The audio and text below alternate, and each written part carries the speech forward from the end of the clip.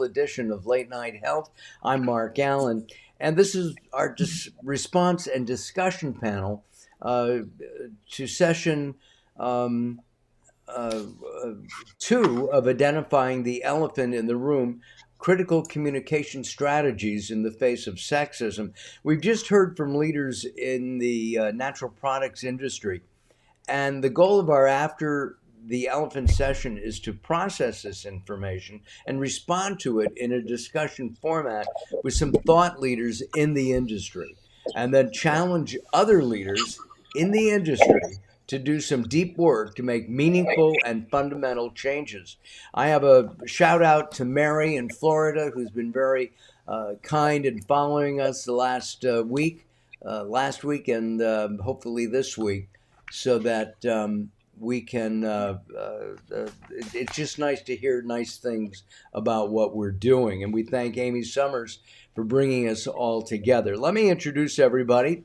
We'll start with Ilan Sudberg, and Ilan is the CEO of Alchemist Labs, based in Orange County, California. Correct? Correct. Happy to be All here. right. Thank you. And then we also have uh, Salma Fatala. I hope I get that right. Senior Got it Director of right. Quality and Regulatory at Bonafide Health. There you go. So, And we have Gabriel Polino, Chief Product Officer and co-founder of Renegade.bio. Uh, you all watched the last session, Mm. and I have written some notes. When I heard Carrie Marshall talk about sexual assault, my heart stopped as a Mhm. man. I don't understand that. No means no. I'm going to start with you, Elon. How did that Mm. make you feel when you heard that?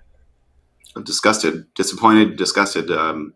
Hearing all the panelists talk about their stories and how they could have gone on for another 4 or 5 hours to share their little stories about their experiences was really disappointing.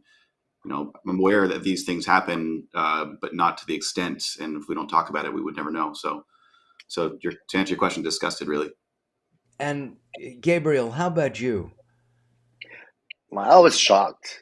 As Elon mentioned, look, you kind of see like very inappropriate behavior sometimes at shows or networking events, but never realize that there are so many real examples every day. And what was really shocking to me is like, gosh, women like not only have to fear men, but now they also have to fear like this queen bee.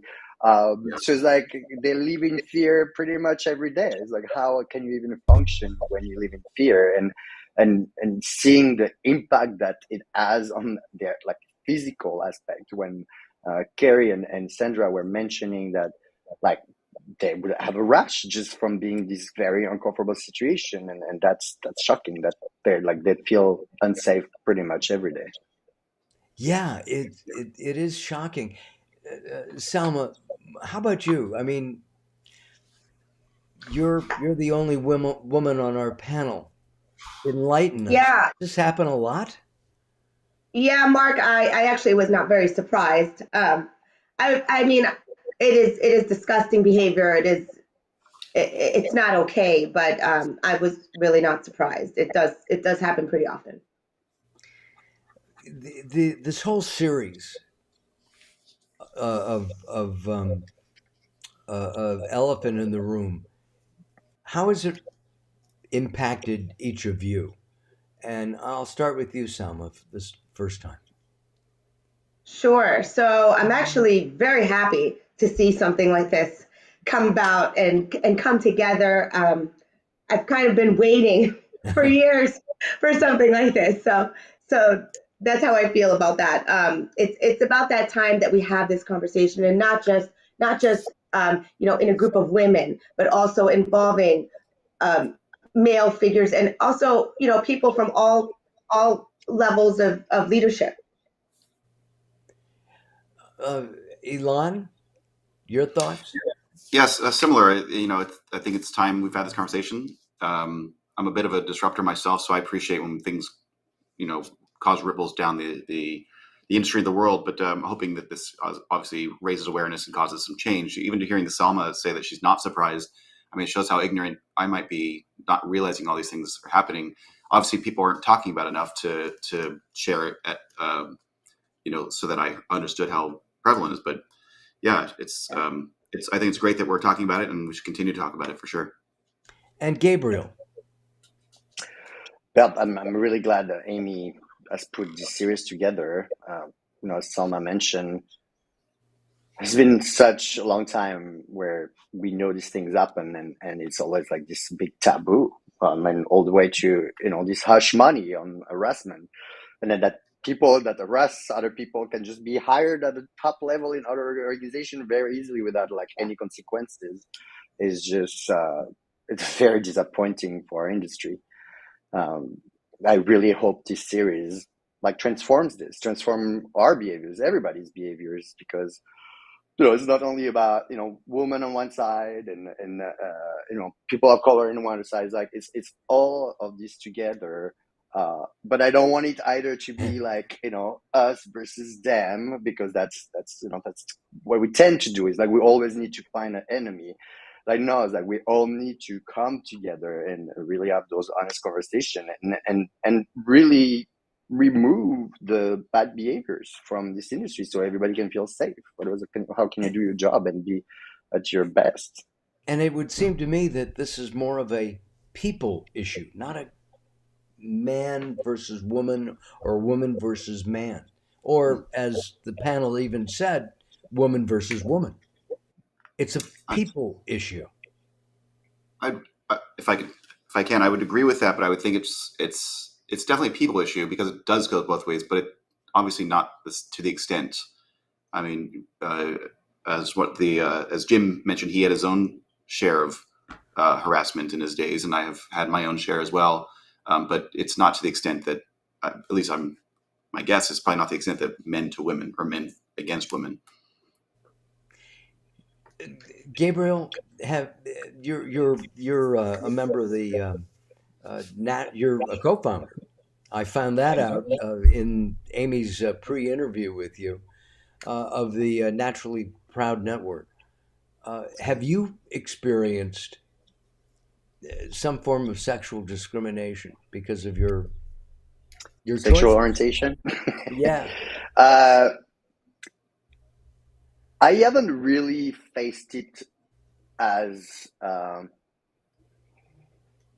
do you say that, as brutally as a woman with experience or like this type of sexual harassment. What I've definitely seen in my past in some companies, like very concrete example, just joining a company and signing up for your health insurance, and literally being written on your health insurance that, oh, if you are if you have a partner of the same sex, like you basically cannot sign up for your health insurance.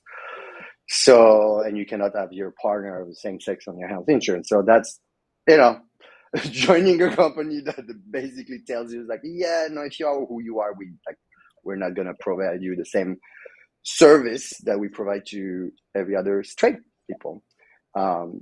So that was actually pretty shocking joining this company. Well, thank God this thing, like, there's been laws passing since then, and that is not an issue. But we're seeing laws being reversed in some states for other type of feel like a trans care, a trans healthcare.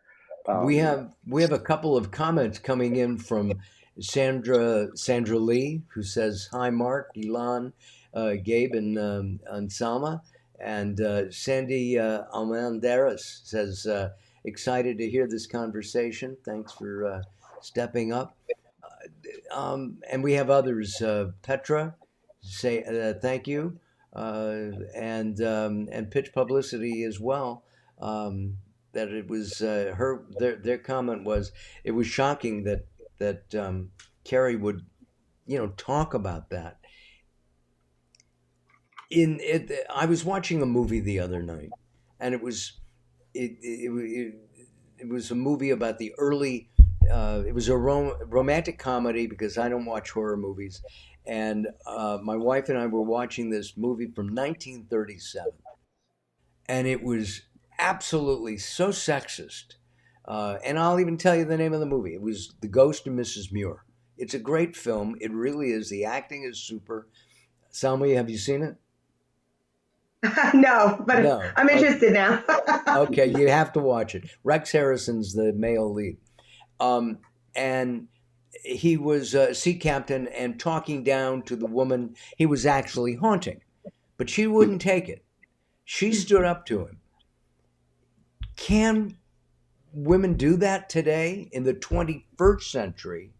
Can they stand up to a boss or a coworker who's just being inappropriate, saying, hugging, for example, without asking permission? They they can and they should, but they run the risk of being pegged as we saw, like queen bee or other words, or and a lot of men aren't comfortable or used to assertive or aggressive women, which I think is welcome these days, or becoming more welcome. So it's a slow process for change, unfortunately. But yeah, but I'm not. That's from my perspective. That in my organization, I would hope that people would speak up for those types of things. But I also recognize that it's probably very, very difficult for some to do that. You can't just, as some of the panelists said before, find a new job. It's not as easy as those words come out of my mouth. Yeah, and I wrote that down too. Get another job. You know, Yeah, and if you're a woman over 50, if you're a man over 50, it's really hard to get a job, right? yeah. Um, what about that hugging? Is it appropriate? Jim Lavelle, who's a good friend, was talking about women squeezing his bicep Yeah. without permission. That's inappropriate, isn't it? Selma? Yeah, I mean, Mark, that's definitely inappropriate. I do want to make note, though, of what Jim said about setting expectations. So sometimes I I see people similar to the stories that Carrie shared. I see people from previous jobs where that expectation may not have been set because maybe either it didn't need to or whatever the case was. Now you're in a new position and maybe they feel like they can do that. They no longer work with you and they can do that. But I do firmly believe in setting expectations where you do go. So if you did change jobs, for example, for me, my previous position, I didn't set much expectations, but now there's firm expectations that are set, and I never have to worry about anything like that happening. Does that make sense? Yes, yes. Yeah. Can I comment on the hugging? Yeah, Because and I'm a hugger, and I the times have changed, and I do recognize that I'm a hugger, and I have to be careful because some people are not hugger. Throughout the pandemic, obviously everything changed around hugging, but these days I say, hey, are you accepting hugs? And to date, no one said no, except for one person, and I think it was because of COVID. But now I wonder, retrospectively, would they be comfortable saying no? So I think we got to be careful. Hugging is amazing, especially yeah, when you're seeing old friends. And I'm friendly with old employees. Carrie's old story was terrifying, thinking about that. So Well, I'm hang on. Yeah, hang on. good. I do have something to say on that for you. So, I mean, her story was that this individual came and hugged her directly, nobody else. So Yeah, that's a different scenario than if you're a hugger. I'm a hugger yeah, too. In certain scenarios, that's fine. yeah, You're gonna hug everybody. You're gonna say hello. But when you right, ostracize one person and it kind of feels a little creepy, right, if I yeah, should say, yeah, that's yeah. different. I guess my point is that just from this, hour and 14 minutes I spent on this topic, I'm rethinking my personal policy of hugging. Because what if someone's not comfortable saying no to a hug, and suddenly I'm, now we're embracing, and that's an uncomfortable situation for them, and then in the future for me, of course. So thanks to Pitch Publicity for putting this on. I've already learned something really good. right. And Gabriel, how about you? What's your take on that? I mean, I have to agree with Zealand. I'm also a hugger, but that's a new thing because before moving to the US, I was definitely not. That's very strange behavior. Moving into this country and like people hugging, it's like very, like it's really like entering someone's private space, right? Not that French with their kiss is even better, but that's the same thing in France. Like a lot of like men would go straight to like kiss women on the cheeks, and in a professional setting, is like, is that appropriate? um and but I agree, it's like now I'm thinking like, oh, who do I hug? It's like, yeah, I should probably ask before I hug. But usually I would hug, obviously, close friends in the industry. I was shocked to hear, it's like, oh, this first interaction and off we go, we hug. Yeah. That's so awkward. There are companies that that deny that there's any sexism issues, and that's hard to believe. I think after studying and researching this with Amy the last couple of weeks as we prepared, do you think that that's possible for a company to be either so totally unaware that there Mhm. is sexism happening in their company, or they're so on top of it that they've put their thumb down? Entirely. Elon? I mean, my personal experience, I've only really worked for my own company for 27 years, and we have 43 people. But yeah, it is entirely possible that you could be unaware from the top down, or like you said, put your thumb on it. It really, sometimes it comes from the top. And if the top is the exec team or whoever makes it up is, known for acting inappropriately, it's going to be rampant throughout the company. And Yeah, Selma, how about you? I don't think that a company would definitely not just completely be oblivious to it. I think that might be a stance that they're taking, or Yeah. some lack of some piece in their HR, or just that piece is missing.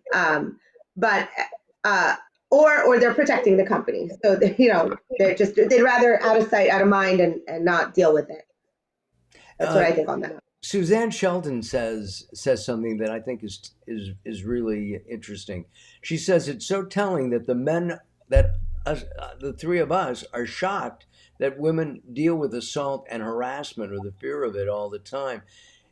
So this demonstrates that we should never stop pointing it out. And I have to agree with Suzanne. It's not so much that I was shocked.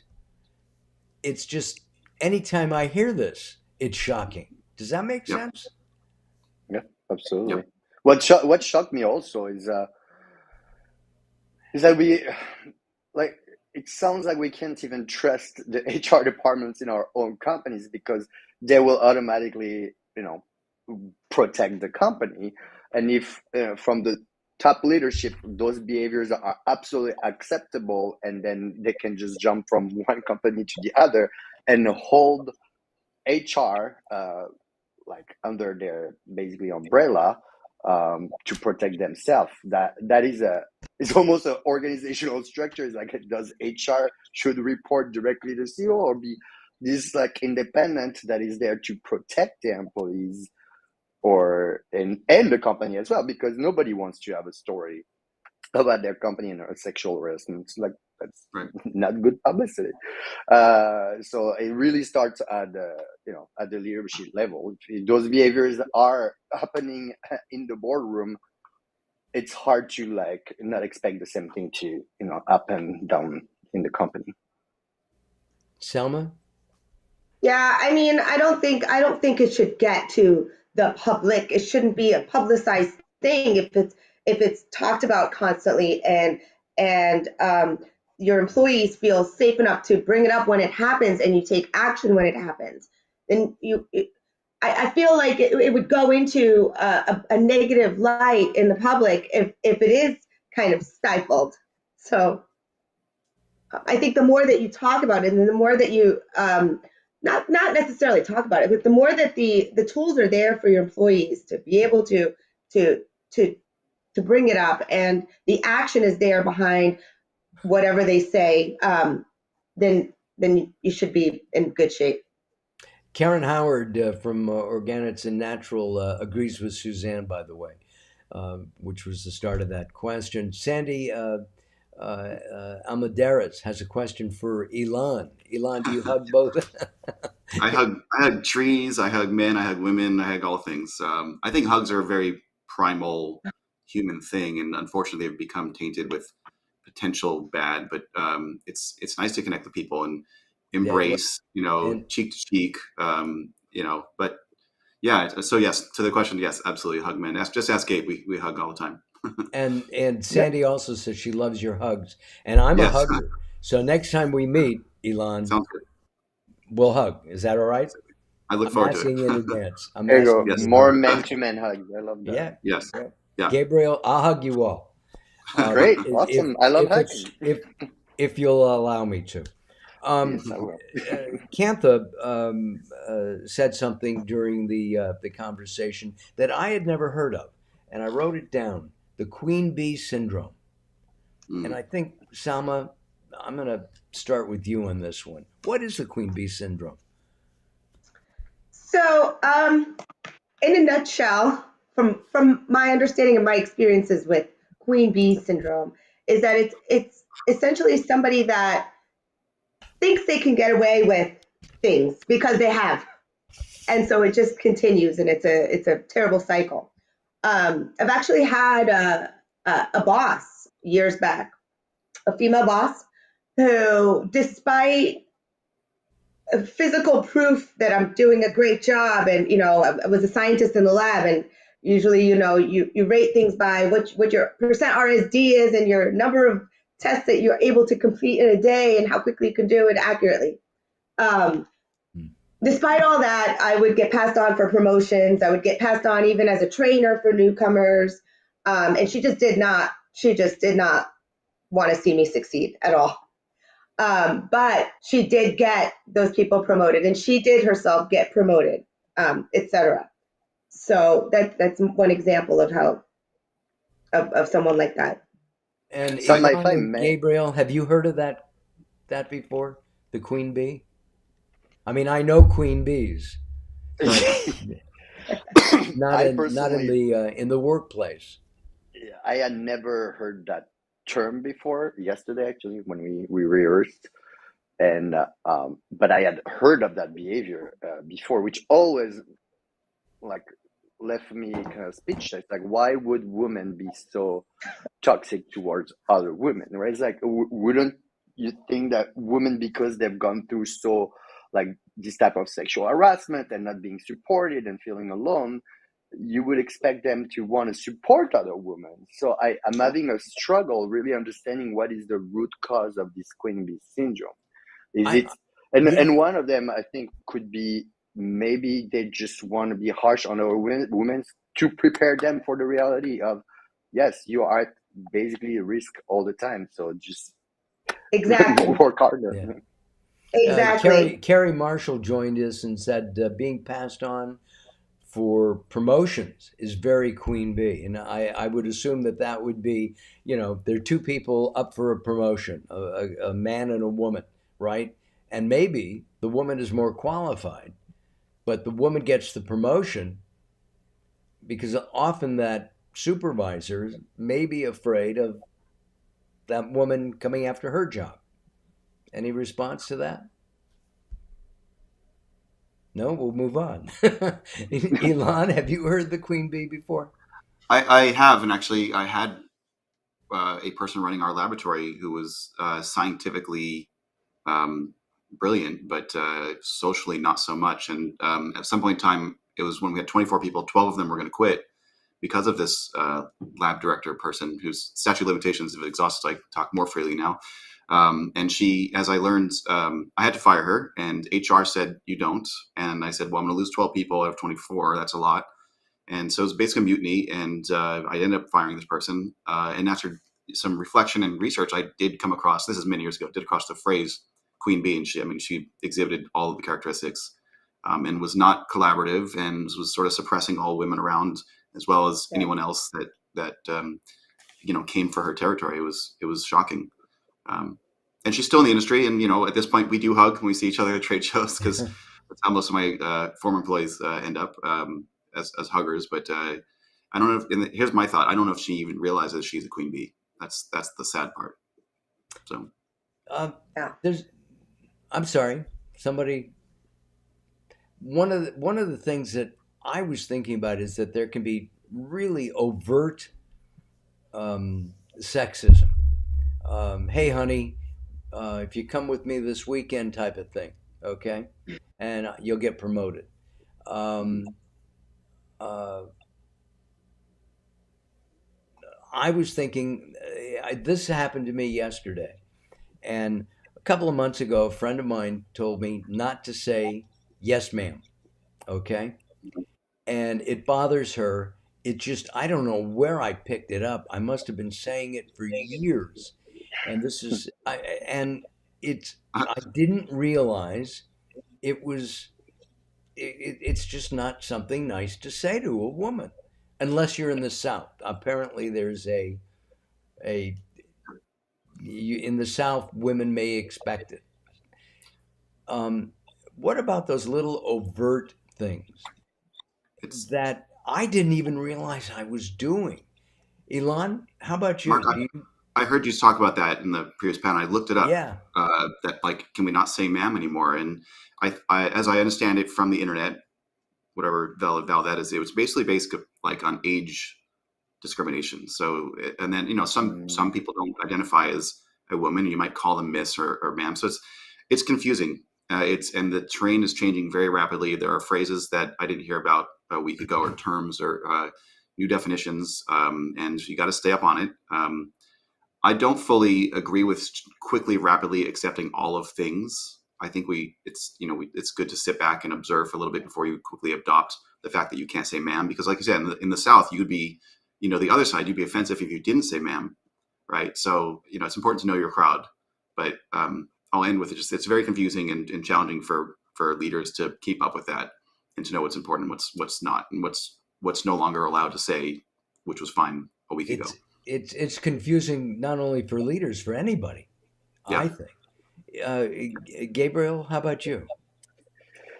But I'm very glad you brought up the topic of words that can offend some and just be completely normal with others. And I'm personally, even being LGBTQIA plus person, I'm having a hard time following all the new pronouns that are coming up. Um, it was hard enough to learn the English language. Now I have to relearn it because now we're adding all these different pronouns to make sure that everybody feel like seen and accepted. And it can be very hard for not only leaders that are already aware, but like imagine trying to teach the same things to like leaders that are not. It can lead to like frustration and being completely lost in what is acceptable and what is not. And I'm afraid that unfortunately kind of like the pendulum is swinging the other side, and at some point we're like just not going to be able to communicate with each other because we're going to be too afraid of even Yes. like saying anything. Thank you for saying that, Gabe. 100%. It's Yeah. it's it's paralysis by analysis sometimes. And Salma, do you have any personal pet peeves that men may say to you? They're not overt. They're subtle. Well, I mean, I brought up the beauty and brains thing. That's kind of a pet peeve of mine in the panel discussion as a question. Um, that's one of my pet peeves, pretty much. I've been told things like, you know, you have time to get your hair done and your nails done. You can have time to do this and things like that. That's awful. That's I can't imagine. I can't imagine saying that to a coworker. I can imagine saying it to my wife, Oh, but not not to a coworker. You know, and I don't even know if it's fair if I say it to my wife. You Yeah, I stop, was about to say, it's like, are honey. you sure you want to say that to your wife? Get locked out of anyway. Um, Leah Weiss says something. It's sad that women feel threatened by other women and then sabotage each other, but it's likely due to how few women are in leadership positions. So let's take that and let's talk about making challenges or making a challenge to the industry to make change. Uh, I'll start with Gabriel. What should the industry do to alleviate the elephant? Let's get the elephant out of the room. He's too big anyway. Because, well, I think there's like three main things that we can do. The lack of representation and diversity in leadership position, kind of like the main one, right? Like if you don't see other people representing you at a higher levels in organization, well, first it's hard to like even imagine yourself in those positions because you always see the same type of stereotype. So that's one that companies should really focus on and promoting from within people that start with them and bring them up to that level of the organization, and then eradicate workplace harassment and discrimination. Um, I mean, these are the two main points. Um, I, Selma? yeah, Mark, I think that one of the things I wanted to mention earlier too is that as people like myself and Sandra and Karen and all of us, progress and become in leadership positions, we now have the ability to change the culture or to implement a good culture, to just slowly prevent, you know, the elephant from squeezing back in through the window or whatever, back into the room. Um, so I think that that would be a good start. Elon, you're up. So I've been quoted saying that one of the solutions to this industry's quality issues as a testing lab is that we just all test more, and obviously that would look good for me and Sandra and other labs. But the fact is, if we did test more as an industry, there would be less quality issues, more efficacious products, more repeat sales, less tarnished relationships with the media, and so on and so forth. And similarly with this issue, I think if we continue to talk about it and let it be known. And so what Carrie said was beautiful about her, having a safe place for her daughter and her friends. I mean, that was amazing. I have a 7-year-old daughter and a 5-year-old son, and those days are coming. And I hope to make my home a safe place for their friends and them. So in this industry, if we continue to make this a topic and just talk about it, make it more of a conversation. So, the people who are making these bad choices will sort of realize that they can't anymore because they're going to get exposed. And they'll get pushed out of the industry. And that, I know that that's a long game kind of approach, and perhaps not fast enough for someone or for some people here that have had terrible experiences. But Yeah, but don't we kind need of a some? Don't we need Elon to use a golf term? The short game is where everything's made, right? Don't we need a short game plan?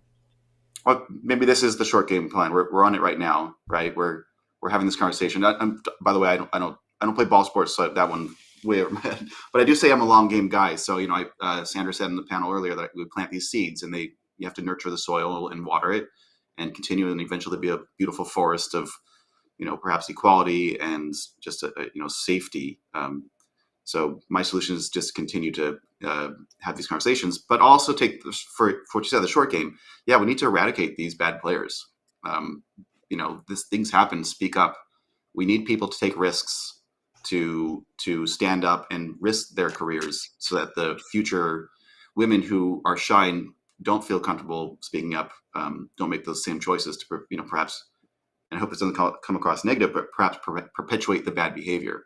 Right? We need people to be strong. These women on these panels have been amazing to tell their stories and enlighten those of us who have been ignorant to these situations. We need to continue talking about it, maybe even get louder. One of the things that I think we should take a look at as we wrap up, there is no. I wish there was an instant solution to this. Right? Um, let's take a look at that. What do you think the industry at large could do? I mean, these kinds of programs I think are important. I'm thinking of something that Jim LaBelle was asked, and Jim was asked, "What about a woman who's 50? She may be harassed a little bit at her job. She can't go out and get another job." We talked about that a little while ago, but this is something that's somebody who's maybe older in their 50s, 60s, or beyond, right? But they're Mhm. still willing to work. They have the brain capacity, physically, and they love to work. Any solutions for that? Hmm. I mean, I don't think I'm the one to speak on this, but not being in that demographic, but unfortunately, there obviously there's crickets now, so there's not a lot of solutions. That generation has to continue to fight the fights they've been fighting. Hopefully, the generation behind them, picking up the right behind what they've done, will change things. And what Suzanne Shelton just wrote, helps when men speak up and object to other men inappropriate denigrating women. Exactly. I mean, there are characters in our industry, well known, that are very guilty of this topic. I personally am unfortunately around some of them sometimes, and I know that I've made actions to not laugh at their stupid jokes, or even like pretend to take a phone call and walk away when things get ugly. Perhaps I can say, hey, that's really inappropriate to say that, and that's the next step for men like myself, to speak up against them at the time of, and take my own risks in that.